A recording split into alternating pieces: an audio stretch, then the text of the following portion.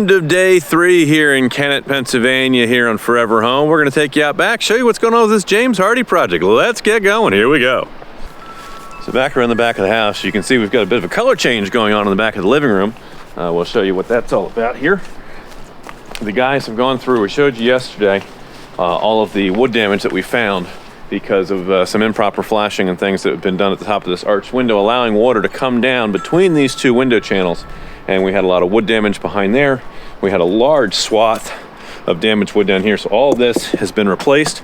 We've got new wood on there, new house wrap behind there, and then this product called HydroGap put on top.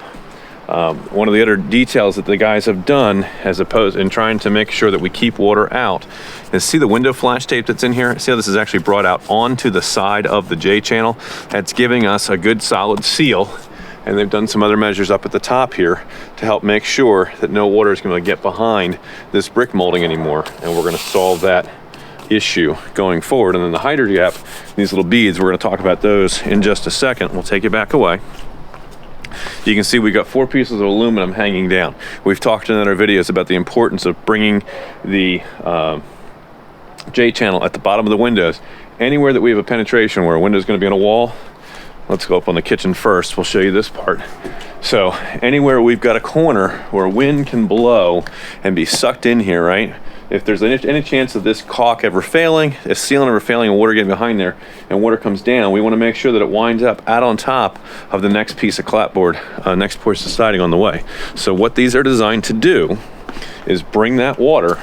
If anything were to ever get back here, if anything were to ever sneak in around the sealant, that if it's going to come down, the guys have set this here and just staged it. When they bring the cement board up, at some point they're going to reach, let's say the board ends here. We're probably going to snip this off so that the water's going to come down. It's going to be on top of that next piece of wood. They're going to cut that at the right height, wherever that's going to be. Now, let's talk about the HydroGap product for just a second. This has dimensional beads of rubbery plastic, and you can kind of see the thickness and the dimension to it. And what's that designed to do is we want to make sure that when we install this cement board product against the house, that it never gets nailed tight. It never seals against the wall. That there's always this little channel, even if it's only 1/8 of an inch thick or 1/16 of an inch thick, that there's some space in there for water to be able to run down these channels in one way or the other, that water can get through and make its way to the bottom of the wall and out. We want to make sure that the water has the ability to move down, and we want to make sure the wall has the ability to dry for air to be able to get through there. And that's going to help preserve the life of any of the wood products and anything else that may be in contact with the water. It needs to have a way to dry. It needs to have a way for that moisture to not get trapped. And whether that's moisture that's coming condensation-wise through the house and moisture vapor coming through, and we've got vapor barriers, water barriers on here that also act as moisture vapors or vapor barriers, but there is a permeating and there is some level of transfluency that happens through those membranes. So if it's going to come through and have condensation on the backside, we want to make sure it's got a path to daylight, that it's got a way that we're forcing it out. And you'll hear me talk about this on a lot of our different videos. This is all part of the system that goes into A, keep the water out, and B, make sure that any water that ever does get back there has a path to daylight as well. So that's what's going on with that. We've got this run all the way up to the top. I believe we've done that window tape flash detail all the way around that arched window. I haven't gotten up on a ladder to verify, but that's my impression. And so that was a big part of our day today, was getting this right and getting the window flash on everything. So we've got this corner put back together now. We've got our layers of HydroGap again. We want to make sure that we're bringing any water that comes down, that it's always got continuous pieces to bring it down to daylight, to keep it out in front of the OSB and the house wrap and the other stuff that's there. So the guys are working to get that up and underneath. We had a little bit of weather today. We had 2 major thunderstorms roll through. They were brief, but they do kind of slow us down when that happens. So we got the HydroGap in along here, and that helped make sure that we were watertight when that storm rolled through. And so it looks like we're prepped to really hopefully make some good progress tomorrow. We will see if the weather's going to cooperate with us to allow us to keep moving forward. But just, some of the other details are important when you're putting together a project like this. You want to make sure, no matter what your product is you're putting on the wall, stone, stucco, vinyl siding, cement board, you want to have a drain cavity going on behind what's there. There needs to be space for that water to get through, for that water to get out. because all of those products moisture will get into them. Cement is porous, it sucks it in. Stone is porous, it sucks it in. You want a place for that to dry to. Now, if it's on your foundation wall, it may not be that big of a deal because, you know, cement, it's not going that far. Is it going to push all the way through that cement foundation wall? Maybe, but unless you're running a sprinkler head against that thing and soaking it, it's less of a deal. But when you've got it on your house and you've got wood products behind there, you want to make sure that you absolutely have that drain cavity. So the other detail that looks like it got done today, let's see if we can zoom into it. They've got the that I was asking for 2 to 4 inches of some sort of a rot-free, rot-resistant product, and whether it's a piece of wood capped in aluminum or it's a piece of 𝗓𝘂𝘀, they've got that down there on the roof, and that way we can run our hardy board across that. Now we still have to put the HydroGap down, and I can't see from here. It looks like that's 𝗓𝘂𝘀, so I don't see the aluminum counter flash on it yet, or the aluminum Z flash on it, so we'll have to get that on there. And we showed you what that looks like down here on the bottom.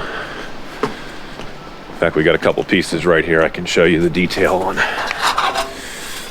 So this is going to sit down on top of that board, and any water that comes down the house wrap is going to come down the top of this, land on it, and get pushed to the outside.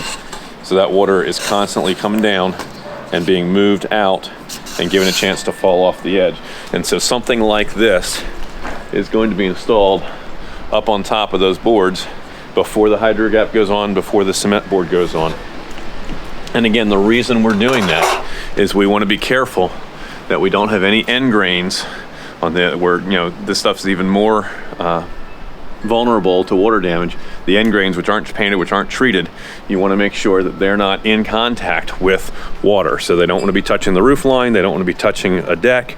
You want to make sure that all that stuff is kept clean. So by putting it up on there, that's going to help do that. The other thing that's going to do is if this roof ever has to be replaced, the team's going to be able to come in and rip the shingles off, and they don't have to worry about getting shingles back under that board. They can just step flash. They can lift this piece of flashing up or put a new piece in under, and they can run their step flashing right to this new board that we run up.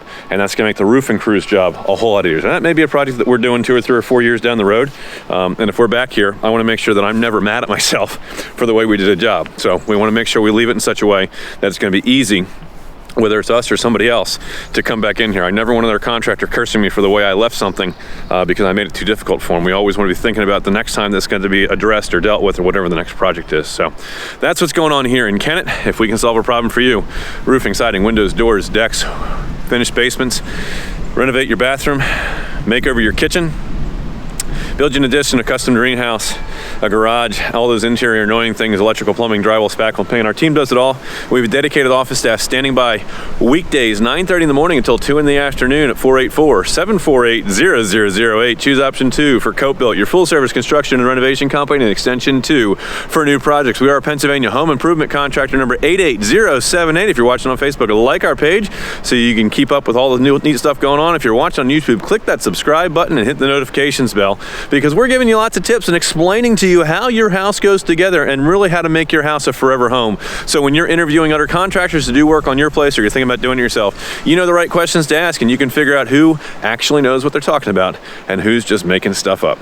So this is Drew in Kennett, Pennsylvania. Thanks so much for joining us on this episode of Forever Home. We'll catch you next time. Bye for now.